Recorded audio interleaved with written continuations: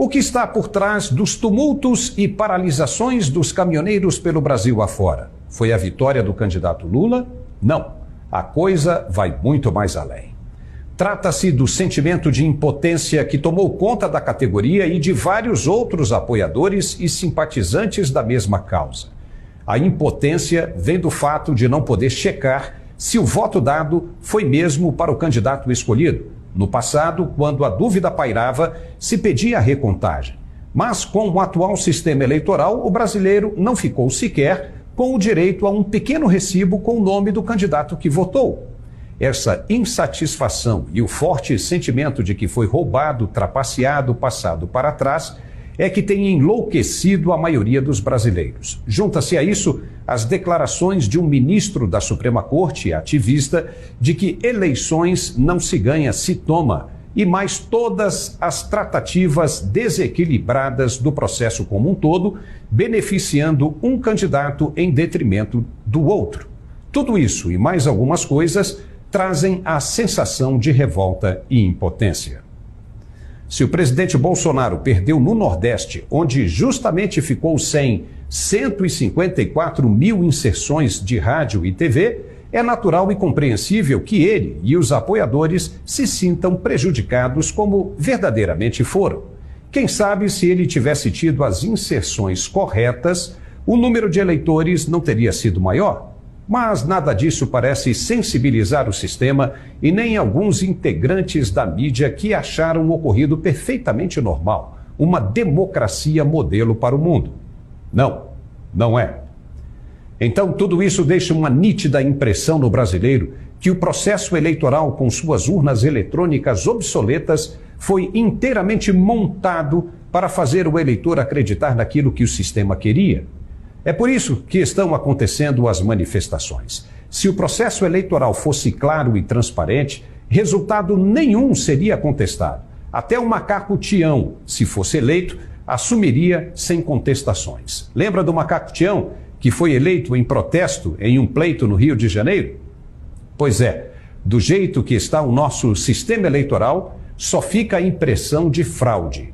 Aquele que não deve, não teme coisa alguma. Então, por que tanta luta para dizer que tudo era confiável? Empurrar uma decisão goela abaixo, com base no que diz um pequeno grupo de controle, não é suficiente para calar aquele que anseia por justiça. Não tem jeito.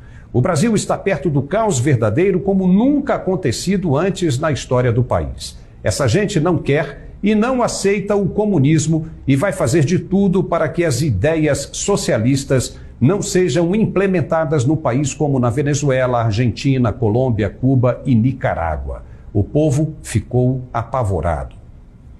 O desabastecimento começa a se fazer notório nas grandes capitais. E isso preocupa de verdade. Vimos o que aconteceu quando a classe parou por causa do aumento dos combustíveis. E desta vez, a iniciativa pode afetar diretamente não só as cadeias de distribuição, mas como também as de produção, diretamente nas fábricas e no campo, no agronegócio. E para piorar ainda mais a situação, o presidente eleito se encontrou com o líder da Argentina, Alberto Fernandes, prometendo a união da América Latina de esquerda e confirmando uma mesma linha de pensamento única. Isso é ou não é jogar lenha na fogueira sem se preocupar com o que pensa a outra metade do povo brasileiro? Me diga. O presidente eleito começa com o pé esquerdo. Terá um imenso desafio para conciliar a metade que não votou nele e que estará o tempo todo de olho nos seus atos. Por esta razão, talvez fosse mais prudente nesse primeiro momento de choque de realidades deixar a América Latina de lado e focar no crescimento do Brasil como nação de grande representatividade econômica mundial. Vai pegar um país arrumadinho, com queda de desemprego e caixas do Tesouro abarrotadas de recursos para fazer as reformas que o país tanto precisa. O presidente eleito deve trazer tranquilidade para o povo e para o mercado financeiro, de que o Brasil vai continuar crescendo, mais até que o atual governo vem fazendo. Ele deve mostrar compromisso com todos e não apenas com aqueles que o elegeram. Não deve ter sentimentos de exclusão e nem de revanchismos. Um presidente da República deve ser um profissional a serviço do país como um todo. E democracia é o respeito das divergências. Se não houver esse pensamento, só vai restar a ditadura que essa mesma esquerda combateu no passado. Não pode agora fazer exatamente como aqueles que ela combateu.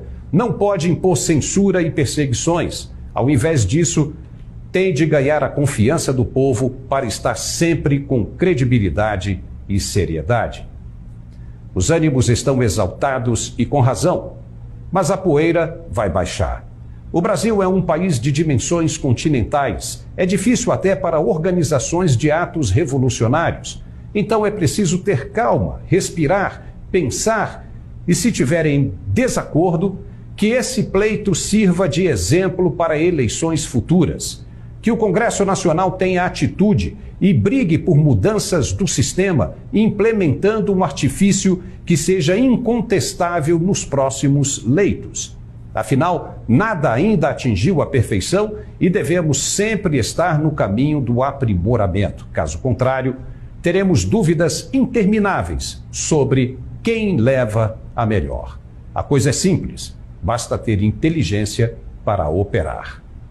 Ficamos por aqui. Um forte abraço. Uai, seu app de vídeos curtos.